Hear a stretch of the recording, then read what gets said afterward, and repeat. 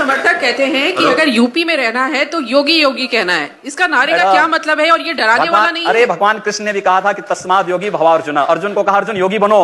अगर प्रदेश का हर नागरिक योगी बन जाएगा तो प्रदेश का कायाकल्प हो जाएगा, विकास भी हो जाएगी, सुरक्षा भी हो जाएगी। अगर किसी विदेशी आक्रांता के द्वारा किसी विदेशी आक्रांता के द्वारा किसी कालखंड में कुछ ऐसा कार्य किया गया है उसको बदला जाना चाहिए। यह देश की सांस्कृतिक आजादी की लड़ाई भी है। सही बात है। तो आप ताजमहल का नाम राम महल कर सकते हैं, क्यों नहीं करेंगे?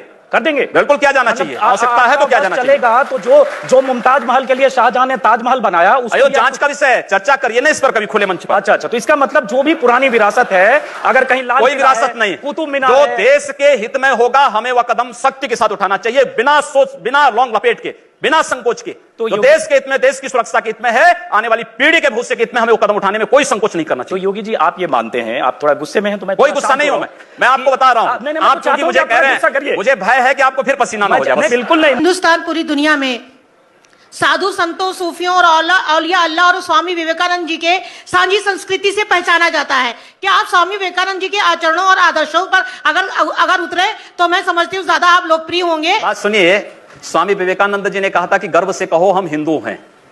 तो हम तो स्वामी विवेकानंद के ही उन वचनों को आत्मसात कर रहे हैं जो उन्होंने कहा कि गर्व से कहो हम हिंदू हैं। हम भी कहते हैं, हम गर्व से कहते हैं हम हिंदुस्तानी हैं। बस यही बोलिए ना, यही बोलिए, यही बोलिए।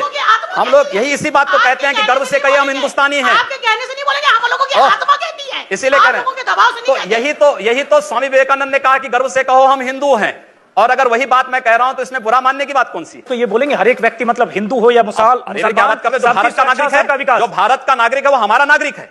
उसमें जाति, मत और पंथ कहां की बात आती है? अरे मैं सनातन हिंदू धर्म का उपासक बदलना चाहते हैं, सनातन हिंदू धर्म का उपासक हूं। सर्वे भवन्तु सुखिनः और सर्वे सन्तु निरामया की बात करता हूं।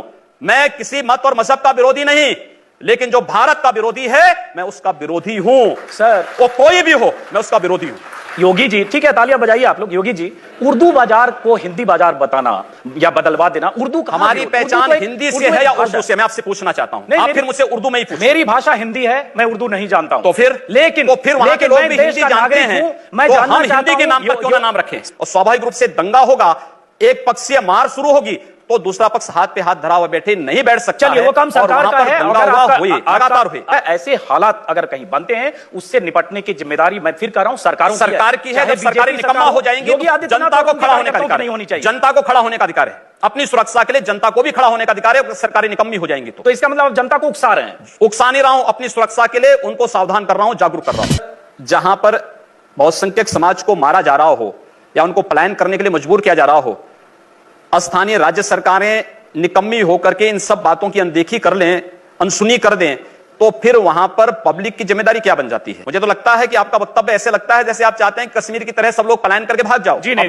मैं सरकार ढूंढो, मैं सरकार और सिस्टम को तोड़कर कोई आदमी कानून अपने हाथ में डंडे से सरकारें जिस तरीके से उत्तर प्रदेश के अंदर पिछले 14 वर्षों से चली हैं, आप कोई व्यवस्था लागू करते हैं, कहते हैं कि साहब कन्या विद्याधन लागू करेंगे, लेकिन साहब नहीं मुस्लिम कन्याओं को मिलेगा, हिंदू कन्याओं को नहीं मिलेगा। हम विकास के लिए पैसा देंगे, कब्रिस्तान के लिए पैसा देंगे, आखिर शमशान घाटों के लिए दे दो। योगी जी आप भी एक तरफा जब करेंगे हिंदू, मैं एक तरफा नहीं कर रहा हूं। हमने कहा हम अहिल्याबाई कन्या विद्या योजना के अंतर्गत स्नातक तक की शिक्षा सभी बालिकाओं को देंगे। सभी बालिकाओं का मतलब जाति, मत और मजहब कहीं नहीं आता है। हमने कहा सबका विकास होगा, हमने कहा सबका साथ होगा। अगर हम सबकी समृद्धि और सबकी सुरक्षा की बात करते तो हम सांप्रदायिक हो गए, और अगर दलित मुस्लिम एकता की बात कर रहे हैं या यादव मुस्लिम एकता की बात कर रहे हैं तो वह सेकुलर हो गए। दोहरापन समाप्त होना चाहिए।